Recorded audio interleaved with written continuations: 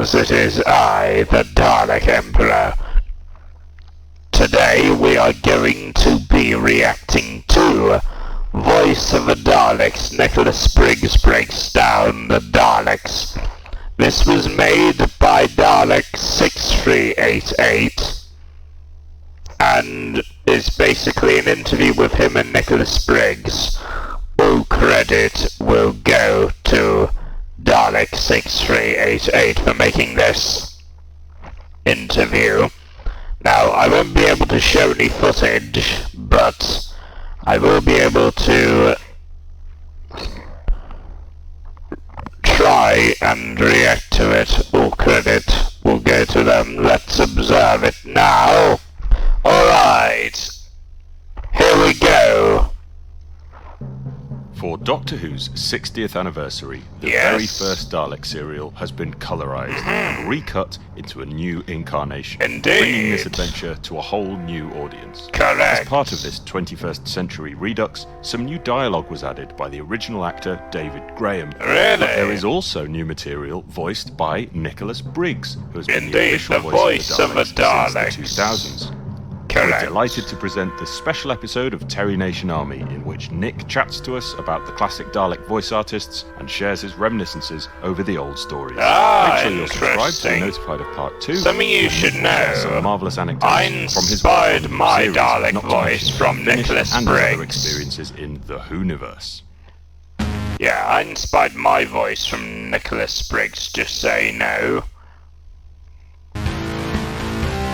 by altering the pitch of the Daleks, using some high-pitched Dalek voices and some low ones as well.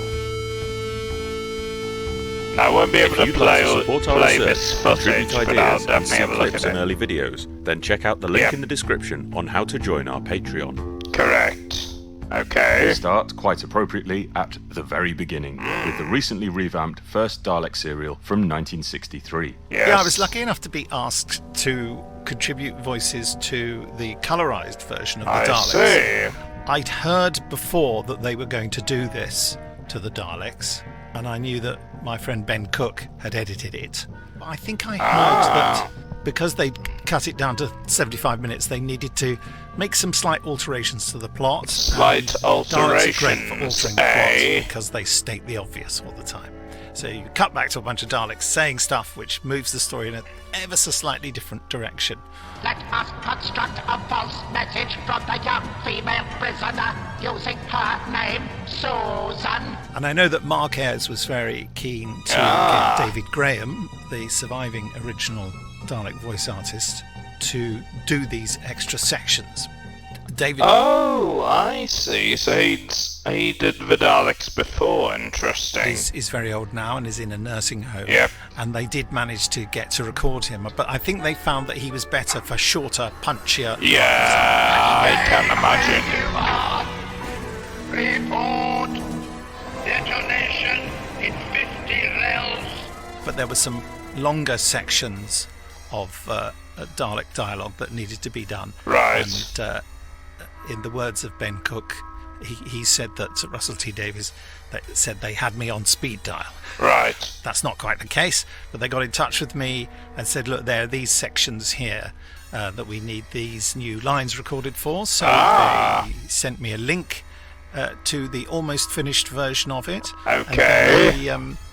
And then Mark asked me, as I thought he would do, Mark Ayres this is, asked me if I'd record without modulation, because I'd heard from the earlier sections that what he's done with the dialogues is he's added extra modulation to them, so they sound more so the effect sounds more like the Daleks we sort of know today, even though it still sounds authentic to the old stuff. And I knew that modulation effect is something that I probably couldn't easily match, whereas Mark had all the settings. So what I gave him was me doing it without any modulation, which I've got more and more used to over the years, actually, with the loudness of the modulation really doing my ears in. I quite often listen to it without the modulation, even when the modulation is being added. All I did was slightly over record it. That means I had the gain up a bit high, because that's how they would have done it in those days, and that's how the best Dalek voices.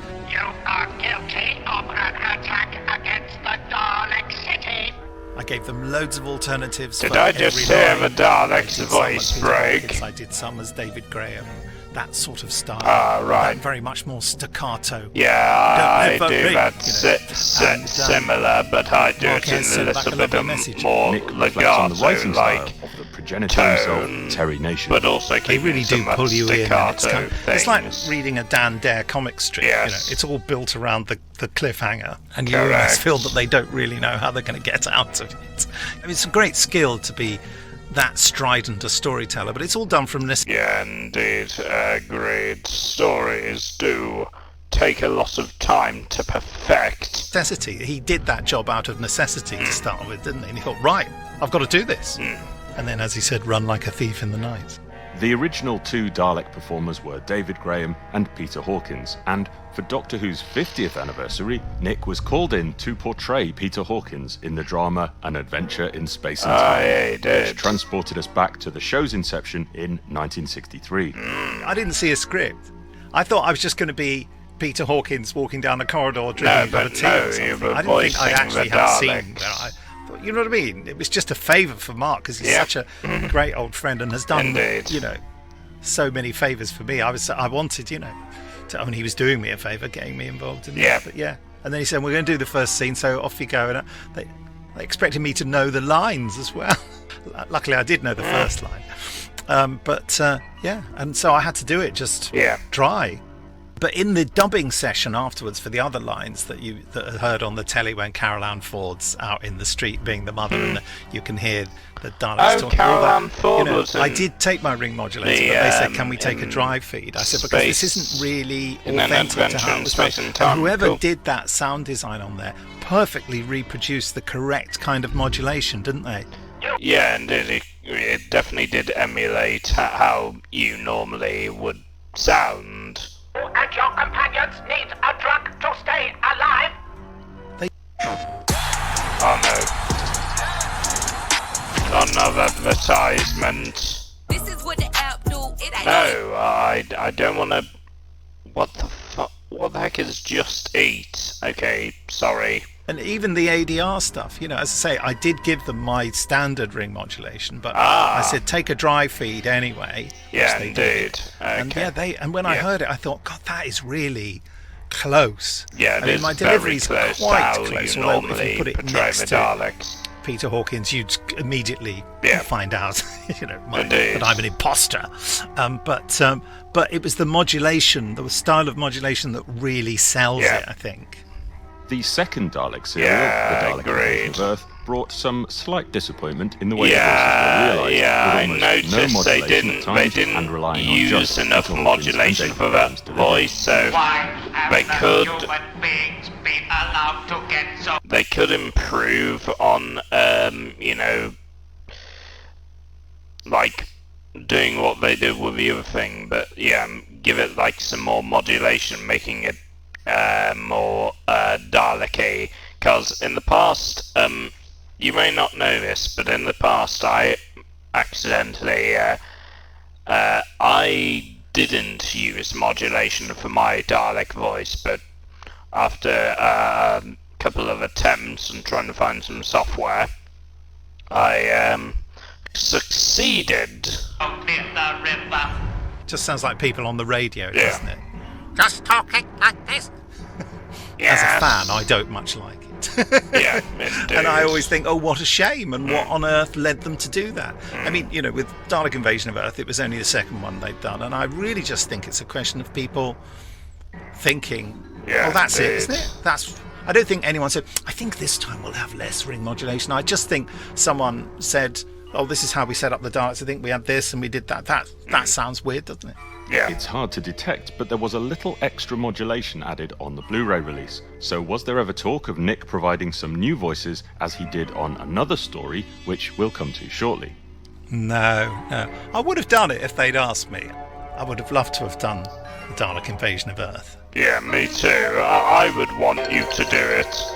I think many people view The Chase as kind of Doctor Who light, as it were. Yeah, I don't The mean that the Chase. Doctor's not in it much, because that's not true. But I mean because it's kind of... The chase seemed a bit goofy in my opinion, especially with the Count Dracula and for some reason, what's his name? Frankenstein's monster. That didn't make any sense. It's got a jokey feel to it. Yeah. Some people Yeah, it attribute did sound that a bit to dumb. Dennis Spooner being Yeah. the script editor. Oh, Dennis Spooner do you was the one remember who made this. Brian Clemens talking about how when he and Dennis Spooner wrote comedy together, Yeah. Dennis Spooner would come wearing a tea cozy. Oh, God. He said, at least if neither of us is funny, one of us looks funny. And I don't know whether he was wearing a tea cozy when he script edited The Chase. I can't pretend that I didn't find it alarming when I finally saw it, that, there was the stupid Dalek who kept going, I was impressed. I remember the first time I heard the Dalek voices from The Chase was on that EP, Doctor Who and the Daleks, I think it was called, I don't know, with David Graham doing the narration, and they used sections of The Chase, editing out fluffs and things. I remember being impressed with those Dalek voices, thinking, oh, they're great. So I think that this was a real step up. I think this was the beginning of the sort of what we think of as the Dalek voice. They are to be pursued through all eternity. The Daleks' master plan, the effect, The varies Daleks' throughout the master entire plan. story. Yep. His usefulness is over. All forms of life will be treated as hostile. And I think it's down to who the sound supervisor was. Yeah. They would say to sound supervisors, Yeah. Make sure you have the right sound supervisor. People who make Doctor Who things. here's the ring modulator, here's the thing. You know how it goes. And they go, oh yeah, well that sounds a bit like a Dalek. Yeah, that's fine. They clearly, in some episodes, fiddled around with the mix between the dry voice and the wet voice, so the affected voice.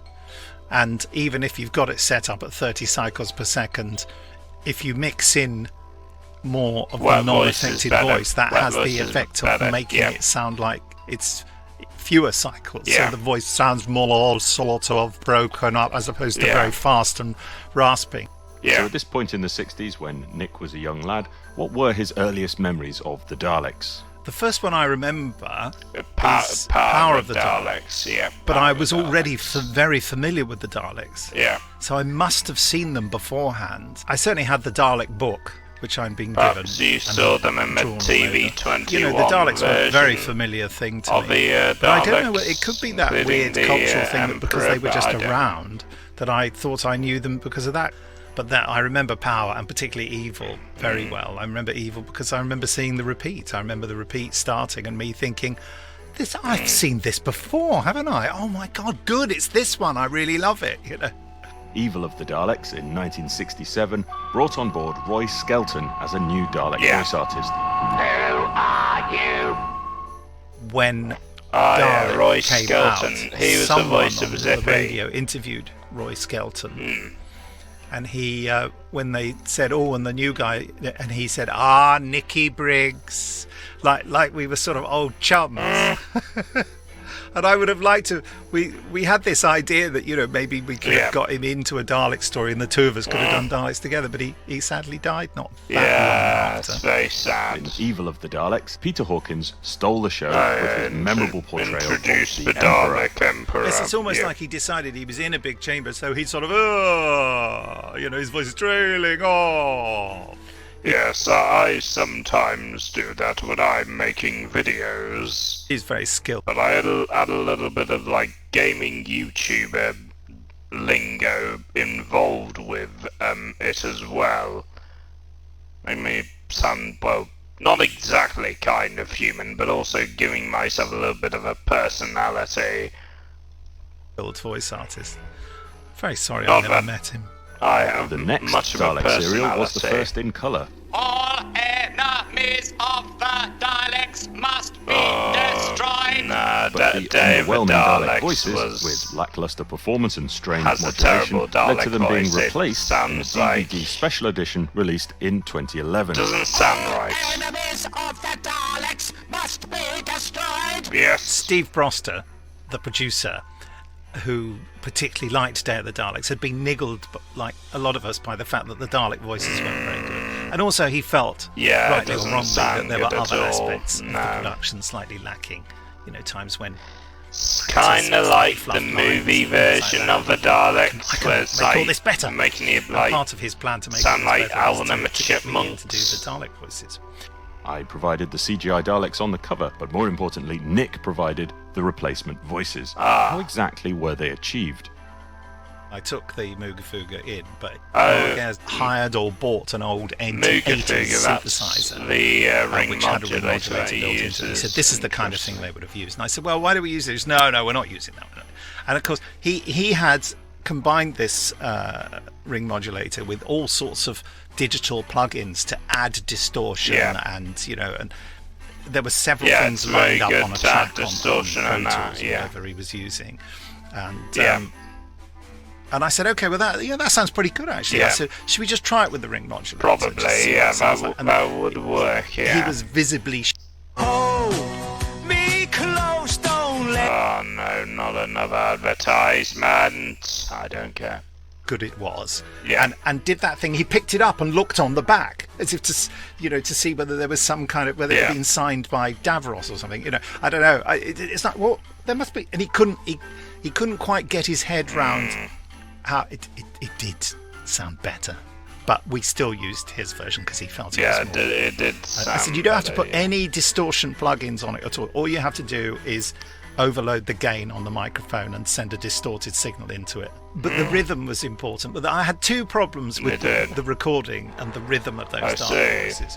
One is that because it's too slow, it's very difficult not to fall into speaking in that staccato way. 13. But I opted for extending words so it wasn't so staccato. Yes.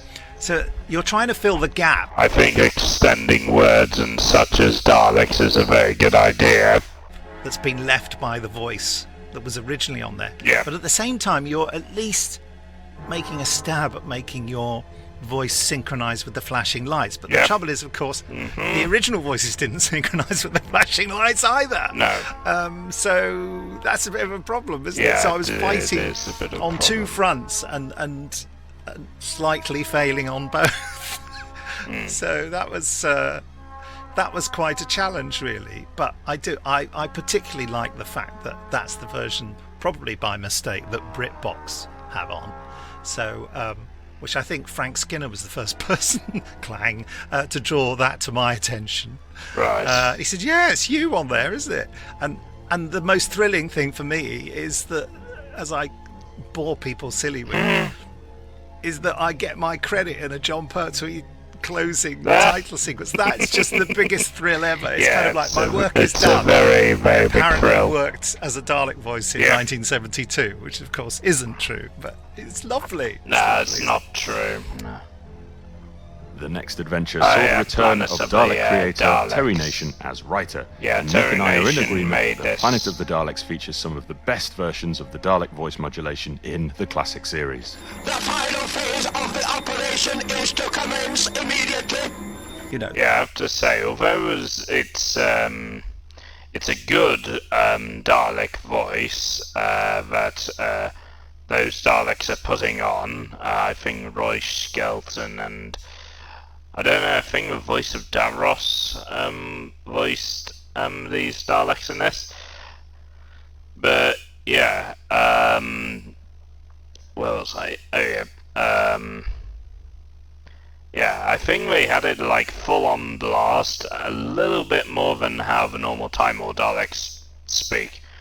That was really Yeah, one of the most electronic sounding Dalek voices, I think. yeah, And I think they had the gain on the microphones Right. turned right up on there Yeah. because it's very fuzzy, and you can hear a lot of, you can hear a lot of Roy Skelton a lot of breathing in and out breathing quite from a- Roy. quite a- Yeah. on that. This story saw the debut of, or rather heard the debut of, a new Dalek voice artist, and one whose role in Doctor Who would later be cemented as Davros himself. And this Michael, was Michael Wisher. Michael Wisher. Antidote is prepared and ready to Oh, be so that's how he. I sort of right. knew Michael, and he, I certainly had many conversations with him, and he used to say, people say, so what do you do at conventions when they ask you all these questions? You used to say, well, I just make it up. He's quite proud of himself. Yeah. Michael Wisher's pretty cool, yeah, as the voice of Davros. So is Julian Bleach as well. And Terry Malloy is a bit insane. He's still doing Big Finish. How is he still doing Big Finish after all these years? And still voicing Davros. That's awesome. I just say whatever occurs to me at the time. You felt no responsibility to tell the truth about anything. The final Dalek story of the Michael Pertwee era Wisher. is one which is not much loved, but Nick and I Death to both the enjoy Daleks. it greatly, and we can't really understand the Alright, prevailing as a view. Dalek. What is it that people don't like about Death to the Daleks? It's a great story idea, isn't it? It's no more ragged round the edges than anything else going on at the time. People don't like the music, do they? I love the music. I love it. It really delivers it's on alright, Dalek I action, guess. doesn't it? It's like a movie, that story, and that's why I think it really works well. It's just great high adventure, which is what Terry Nation was so good at. The Dalek voices in this story were all provided by future Davros Michael Wisher. Primitive weapons moderately efficient. The very distinctive performance which, surprisingly, Nick was asked if he would replace on the DVD release, as he had done in Day of the Daleks. I refused. I said I would never do that. I said I love the Dalek voices in Death to the Daleks. I know they're a little bit tinny and strange, but no. Now that you mention it, I do kind of like their voices too. I'm happy with those. Tom Baker's first encounter with his old foes was in Genesis of the Daleks, which is now acclaimed as one of the greatest Doctor Who stories of all time. And whilst it may be good drama, it's not really a good Dalek story. I hated Genesis at the time when I was a teenager. Oh my goodness. What? At the time you didn't like Genesis of the... What the... What? The creator, the voice of the Daleks, hated Genesis of the Daleks? No way. How can someone not like Genesis of the Daleks? It's like the greatest story in the world. I'm not bashing on Nick. I'm just astonished that people actually didn't like Genesis back in those days. Interesting. Because I'd recorded it on audio and I totted up the amount of time that the Daleks had. And it was less than 20 minutes. I thought it was a 6-part story, and less than an episode of this is the Daleks. Now, I really hated it. It's not until later when I became a slightly more mature it person, didn't really show it is great drama, and it's many, beautifully done. And this was when Michael Wisher made the move from off-screen voice to on-screen face, albeit under prosthetics, realising the Dalek creator, Davros. He was just one of those generally useful actors, wasn't he? They were never going to cast him in a star role, but they did accidentally as Davros. I think they thought, we'll get that guy who does the Dalek voice, but he's done lots of other things, and he's little, and we need someone little. And he just got it there, and he got this incredible part and brought so much subtlety and menace to it. It's a really beautiful performance, actually. And I think Michael was very, very it's very good, And yet he threw away the chance to be in it again because of, I suppose, pride. I wish he could have. I think done that more. because the BBC expected him to drop I would have loved everything to see him return and in go and do a it again. He thought, well, darling, I've got another job. This season New also saw the Dalek return story, of the like Cybermen after some years' Stolen absence. Earth And or whilst we're something, on the but subject of voices, I an do unusual kind of change here prefer drew the Julian. attention from a young I do like Briggs Julian at the time. Bleach's performance as Order well. the boarding party to the forward hatch. I remember it upsetting me that the Cybermen voices were so weird. I mean, Yeah. on the first scene when the Cybermen spoke in the The Cybermen voices, they less sound like Cybermen and more like demons. I prefer the more modern Cybermen voices. They're better in my opinion. spaceship I heard that voice and I was very aware of what Cybermen sounded like, being an old fart. I didn't know who was talking. I thought, what's this voice? I expected the camera to pan down to reveal a big cloaked man. That's meant to be the Cybermen speaking. Oh my god, I thought. Destiny of the Daleks brought them back, with Roy Skelton providing most of the voice work. But in addition to being the new Davros, an uncredited David Goodison provided some of the Dalek voices too. David Goodison voiced the Daleks as well. Lacking the necessary staccato intonation. You will not remove your hand from the sensor. From the sensor. Otherwise, I'll be very upset. It always goes back to when David Tennant said he'd have a go on the ring modulator once, and then he started. He said, I want David Tennant's voice. Try voicing and I think the that Daleks. sums it up. You have to do total commitment. When people try to do it, who are not prepared to make a complete fool of themselves, they kind of get halfway through and kind of go, oh, that's not so stupid. Of course, it is stupid. It's a stupid, nasty little. 2 seconds. I'll be right back. Okay, guys, I'm back. Let's continue. Little creature inside a tin pot screaming at everyone because it hates itself. That's a big commitment to play a character like that. Yeah. But you have to go for it. In the next serial, Resurrection of the Daleks, the voice work was again rather idiosyncratic, with Brian Miller joining the ranks and performing the Supreme Dalek. How is that possible? I remember I think they just need one Dalek voice for every single one. Like what Nicolas Briggs is doing, just altering how the voice is done. Sladen said to me when she'd done a bit of Big Finish, and she said, of course, Brian, my husband, he did Dalek voices for the TV. And I said, no, but I'm doing them for Big Finish. It's before the TV series came back. I was feeling quite rude, actually. And she looked at me like, all right, Briggsy, keep your hair on. Keep your hair on.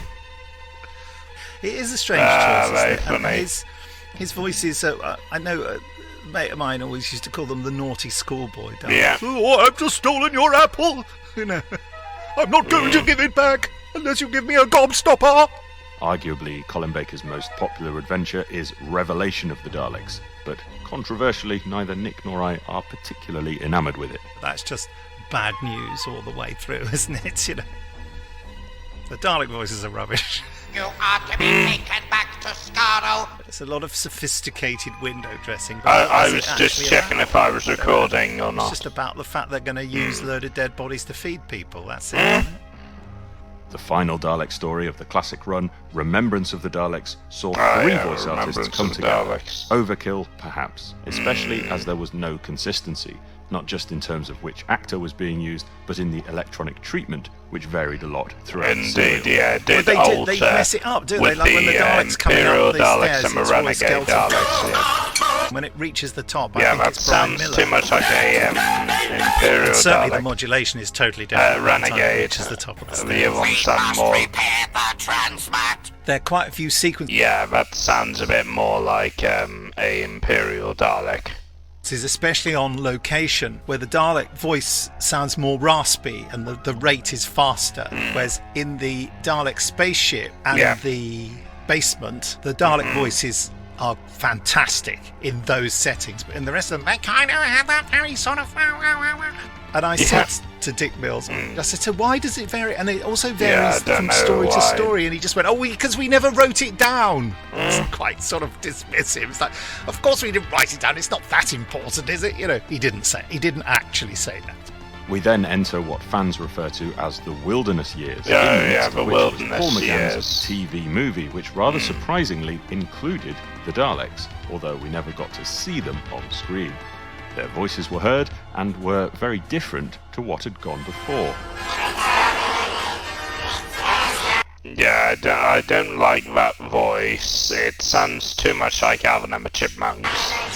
Well, I went to one of those BFI things. Yeah. I turned up in the green room and I was greeted by, a very nice person. Who voiced them Organisation. anyway? And she said, just here's wondering. Jeffrey Sachs here, Jeffrey the Sachs. director of the Doctor Who. He said, you're the voice of the Daleks. I said, yeah. He said, I did Dalek voices, for the beginning of the film. I said, I know, and they were crap.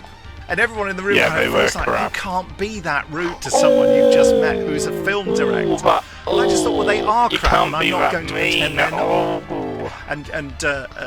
And Jeffrey Sachs when he was on stage. Don't He make him said, lose I did his the Dalek voices, he said, self-confidence. which Nick Briggs thinks are crap. Is that right, Nick? And I said, from the audience, I said, yes, that's right.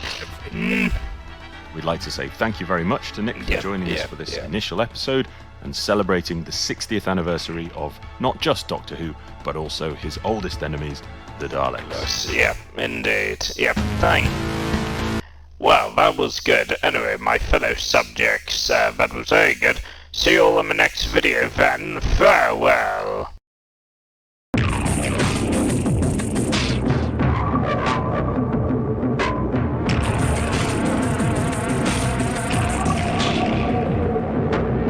Thanks all for the enjoyable video today. Don't forget to click below to subscribe to the official Dalek Empire, or you will be exterminated.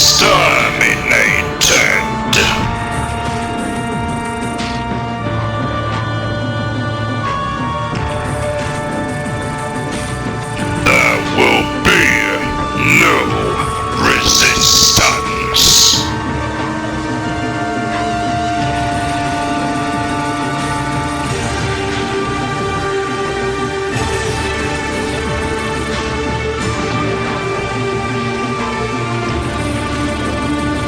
I am the God of all time.